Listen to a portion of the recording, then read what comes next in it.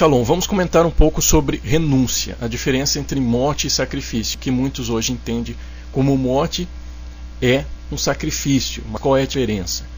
Bom, muito se fala sobre renúncia, associando ao ocorrido com Abraão e Isaque, o qual está descrito em Gênesis 22, 2, que diz assim: acrescentou Elohim, toma teu filho, teu único filho Isaque, a quem amas, e vai-te à terra de Moriá, oferece-o ali em holocausto sobre um dos montes que eu te mostrarei. E, baseando-se nisso, muitos movidos por pregações são inspirados a renunciarem e a entregarem algo que tem valor para si. Pessoas se desfazem de bens, relacionamentos, carros, casas, outros objetos e assim por diante. Mas nós temos que tomar muito cuidado para não sermos levados por uma manipulação emocional envolvente, decorrente de um ambiente propício para isso. Porque Isaque foi somente amarrado e não morto. Em hebraico se diz Ekedat Yitzhak, o atamento de Isaque. Abraão demonstrou seu amor ao Eterno, porém voltou para casa com Isaque. Então renunciar não é necessariamente se desfazer, renunciar nem sempre é deixar algo ou matar esse algo, mas mudar o interesse e a visão. Abraão precisava ver Isaque não somente como seu filho amado que daria continuidade à sua descendência, mas precisava ver o propósito maior pelo qual o Eterno o concedeu. Por isso foi conduzido a Moriá, que em um dos seus significados é o Eterno é visto.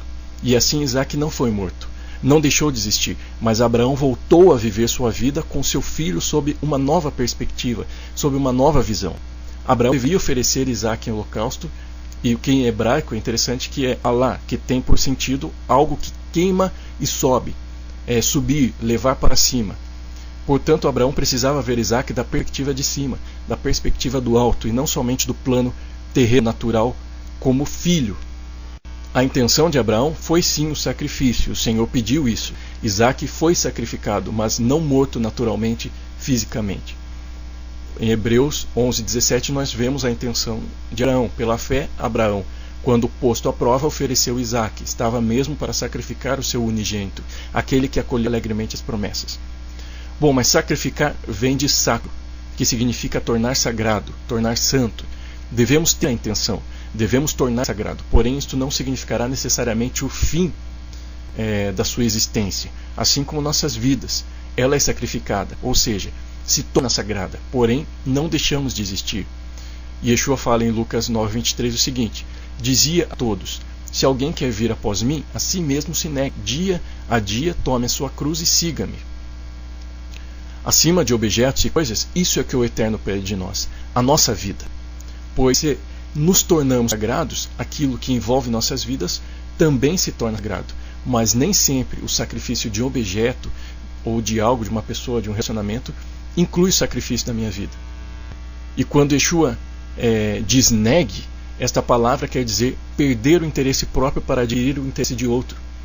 E quando ele fala de tomar a cruz, no pensamento hebraico, é o madeiro, o qual se refere a uma consequência de algumas transgressões da lei.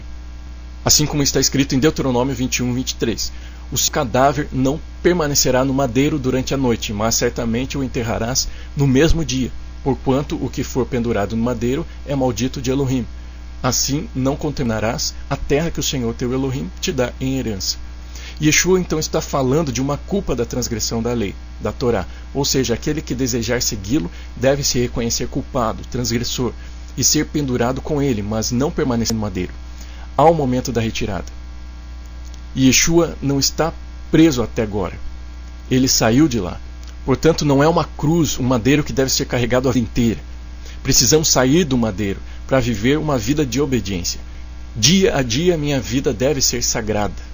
E como Yeshua declara em sua oração, João 17:15, não peço que os tires do mundo, e sim que os guarde do mal.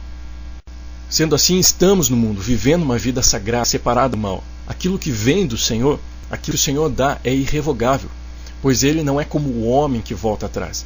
O que Ele dá devemos sacrificar e não matar. Porém, o que não vem dele, isso sim deve ser extinguido de nós. Isso sim deve morrer por completo. O que não vem dele, Ele pede a morte, não sacrifício. Assim, há diferença entre morte e sacrifício. Por isso está escrito, Romanos 12:1. Rogo-vos, pois, irmãos, pelas misericórdias do Eterno, que apresentei o vosso corpo por sacrifício vivo, santo e agradável ao Eterno, que é o vosso culto racional. Isso significa um sacrifício que vive, permanece vivo. Biblicamente, o sacrifício em si tem por finalidade a vida e não a morte. E desta forma, quando Yeshua diz, em Lucas 14:33, assim, pois, todo aquele que dentre vós não renuncia a tudo quanto tem, não pode ser meu discípulo. E creio que ele não está dizendo que tudo deve ser necessariamente jogado fora. Somente aquilo que não faz parte dele deve ser jogado fora. Mas que tudo deve ser visto da perspectiva de cima, do alto. Caso contrário, não há como ser seu discípulo, pois a posição de ser seu discípulo implica em ver como ele vê, implica em receber sua visão. Então, se a vida não for sagrada, sacrificada, não há como ser seu discípulo. Então que nós prestemos mais atenção nessa questão da renúncia e da separação entre morte e sacrifício. Shalom.